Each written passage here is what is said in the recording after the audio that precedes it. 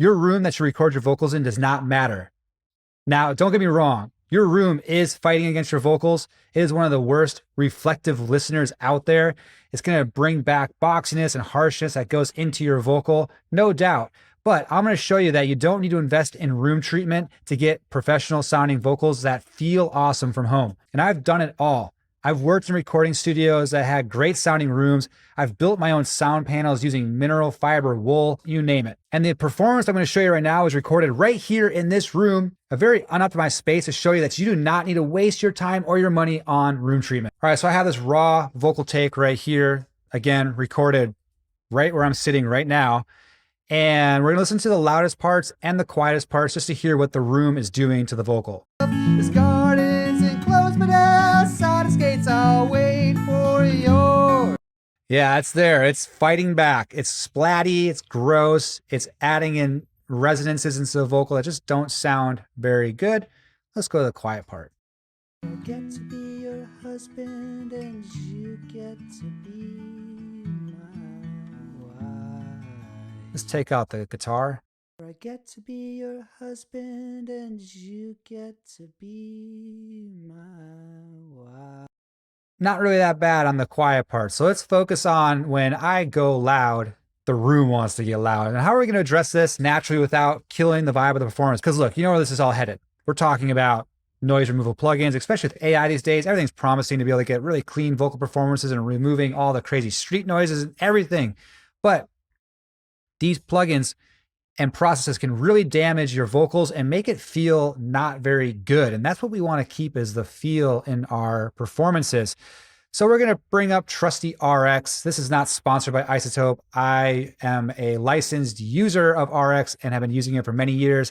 And I find it to be the best tool for the job. So what we're going to do here is throw on voice denoise, and then we're going to throw on the De-Reverb. The reason why I am doing this in serial processing is because I want voice denoise to reduce some of the ambience. And then when I go into De-Reverb, it has to do less lifting. And RX is way cheaper than sound treatment.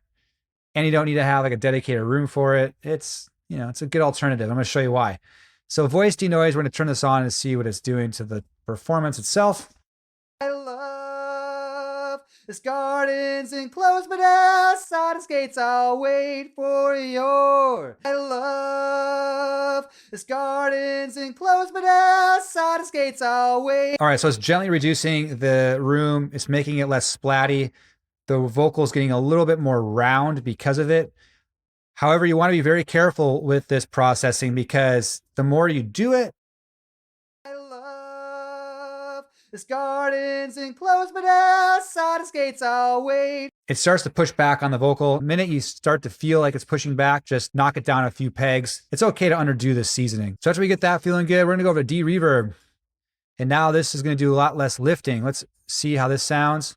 I love this garden's enclosed, but outside its gates I'll wait for your... I love this garden's enclosed. The thing you want to pay attention to is the S's, the sibilants, the things that provide articulation to your vocal. That and breaths is what De-Reverb is going to affect in the vocal, which is going to be not ideal. That's going to create those artifacts. So really pay attention to the high frequencies, the high mid frequencies when you're using this type of processing.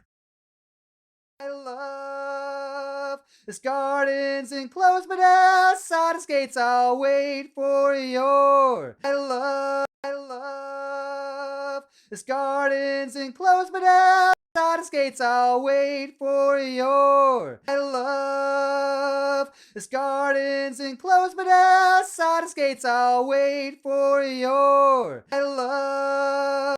All right, so now let's listen to that with and without. I love this garden's enclosed, but outside its gates I'll... I love this garden's enclosed, but outside its gates I'll wait for your... I love this garden's enclosed, but outside its gates I'll wait... That sounds nice. We have effectively reduced the room in this vocal recording, but we got to make sure we double check the quiet part now because we want to ensure that the threshold's not going to clamp down when the vocals get quiet.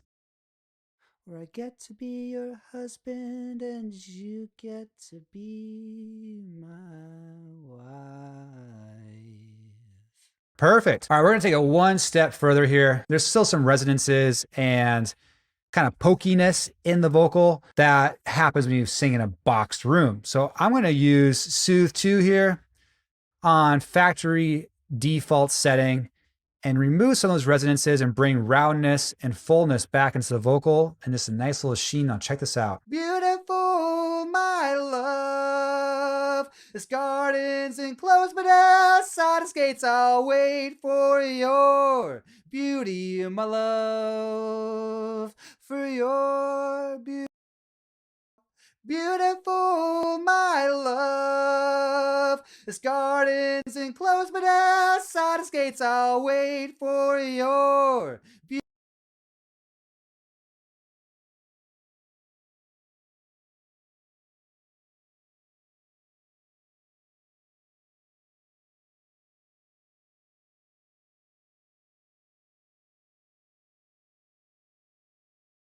Beautiful, my love. This garden's enclosed, but outside its gates I'll wait.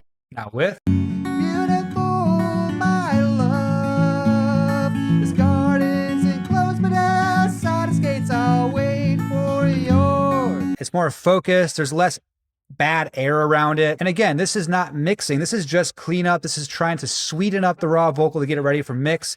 And this is something that I do cover in my emotional editing for singer-songwriters course. This is just one of the processes we go through. But really, when you're doing any kind of processing, it's all about how do you preserve the emotion and the integrity of your vocal performance by doing little things here and there to bring out the best quality of your voice. And this is just one step of that process. And if you want to learn more about it, go in the description below and check it out. I know it's a hot take, but you really don't need to have great sound treatment in this day and age. As long as you know how to use the tools, not overdo it, and learn to listen with your ears, not your eyes, because it's all about the feel.